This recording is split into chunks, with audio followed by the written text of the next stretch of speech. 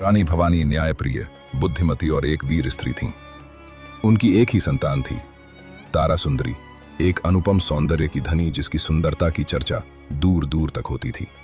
तारा सुंदरी का विवाह खेजूरी गांव के एक प्रतिष्ठित ब्राह्मण युवक रघुनाथ लाहिरी से हुआ था, लेकिन विधि को कुछ और ही मंजूर था। विवाह के कुछ ही वर्षों बाद रघुनाथ का निधन हो गया और तारा सुंदरी विधवा होकर अपनी माता भवानी के साथ नाटो लौट आई। तभी इतिहास ने करवट ली।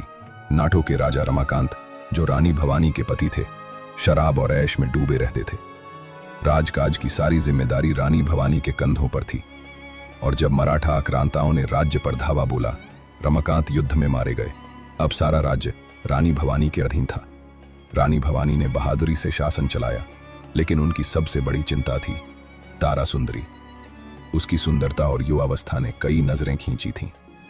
सबसे खतरनाक नजर पड़ी मुगल नवाब सिराजुद्दौला की। उसने तारा सुंदरी को पाने की ठान ली।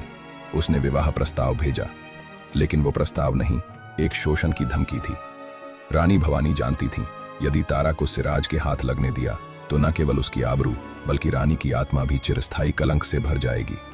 रानी ने तारा को लेकर गंगा नदी के रास्ते बनारस की ओर प्रस्थान किया, पर सिराज उद्दौला के जासूस हर कोने में थे।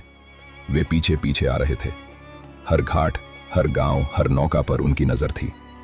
अब रानी के सामने एक ही विकल्प बचा था, या तो तारा को दुश्मनों के हाथों सौंप दें या उसे ऐसे स्थान पर पहुंचा दें जहां कोई उसे न पा सके। और रानी भवानी ने वो फैसला लिया जिसकी कल्पना कोई मां नहीं कर सकती। उन्होंने तारा सुंदरी को अपने हाथों एक गुप्त कक्ष में जीवित समाधि दे दी। कुछ पुरोहितों और वफादार सेवकों की मदद से एक छोटी सी गुफानुमा जगह बनाई गई। तारा ने मां की आंखों में देखा और मौन सहमति दे दी। शायद उसे भी पता था ये मौत इज्जत से बेहतर है।